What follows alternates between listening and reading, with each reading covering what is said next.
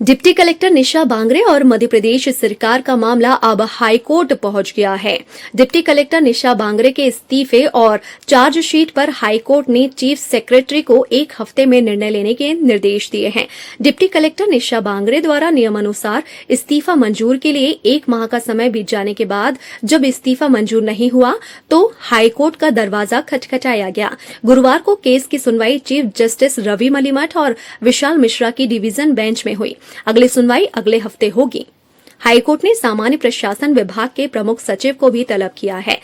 Deputy collector निशा बांगरे की ओर से पैरवी कांग्रेस के राज्यसभा सांसद और सुप्रीम कोर्ट के सीनियर एडवोकेट विवेक तनखा के जूनियर वकील ब्रायन डिसिल्वा ने हाईकोर्ट में पैरवी की, जिसमें वकील ने हाईकोर्ट को अवगत कराया कि सरकार जानबूझकर मामले में लेट लतीफी कर रही है।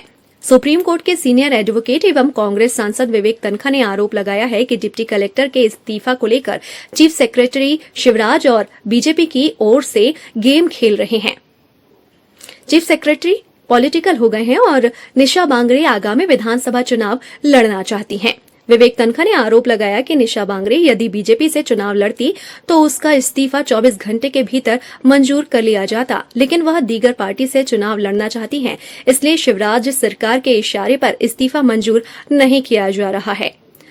विवेक तनखा ने मीडिया से चर्चा में कहा कि अगर 2 दिन के अंदर निशा बांगरे के इस्तीफे पर फैसला नहीं लिया गया तो वह सोमवार को निर्वाचन आयोग में शिकायत करेंगे।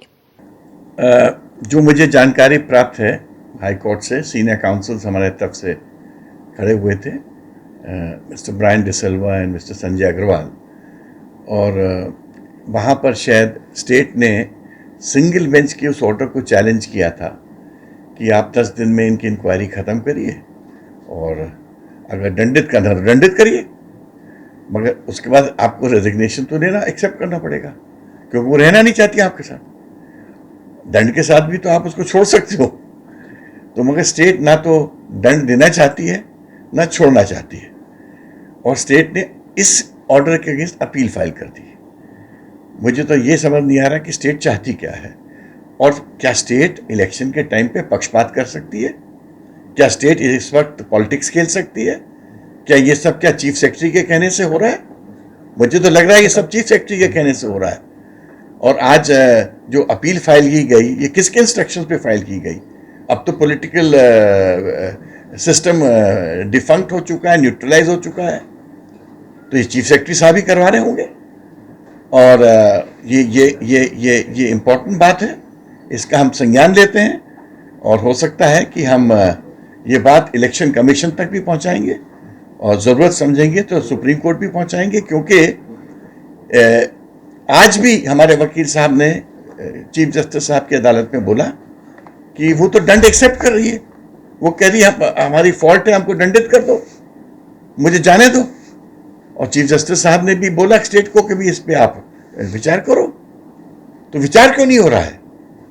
अगर विचार नहीं हो रहा है, इसका मतलब है कि स्टेट पक्षपात कर रही है, स्टेट बीजेपी की तरफ से उसको रोकने की कोशिश कर रही है जिससे वो चुनाव नहीं लड़ पाए, और ये आज के दिन को क्या कर रहा है। तो मैं इसका पूरा आरोप with full responsibility chief secretary पे डालूंगा, क्योंकि वही हेड ऑफ द स्टेट है, और अगर ये सब हो रहा होगा तो उनके डायरेक्शंस पे हो रहा होगा, और ये सीरियस बात है।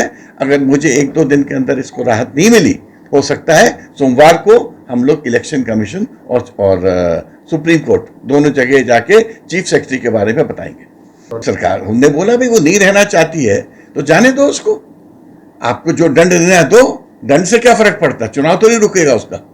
बट वो ना दंड देना चाहते हैं और उस बहाने उसको जाने नहीं देना चाहते।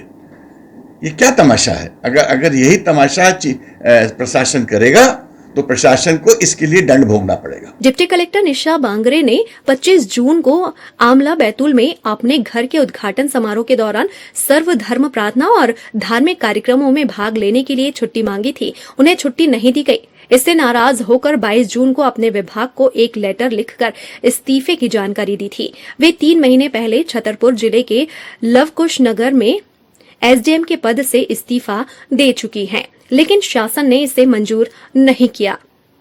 विभाग ने इस्तीफा अमान्य करते हुए कहा कि उन्होंने शासन के निर्देशों की अवहेलना, अनुशासनहीनता और गंभीर कदाचरण किया है, जिसके खिलाफ निशा बांगरे ने आमला से भोपाल तक 200 किलोमीटर से ज्यादा न्यायिक पदयात्रा की। 28 सितंबर को वे पैदल चलते हुए 9 अक्टूबर को भोपाल पहुंची, जहां सीएम हाउस जाने पर अड़ी निशा बांगरे को पुलिस ने सीएम हाउस तक नहीं पहुंचने दिया। महिला पुलिस कर्मियों से बचने की कोशिश में उनके कपड़े फट गए।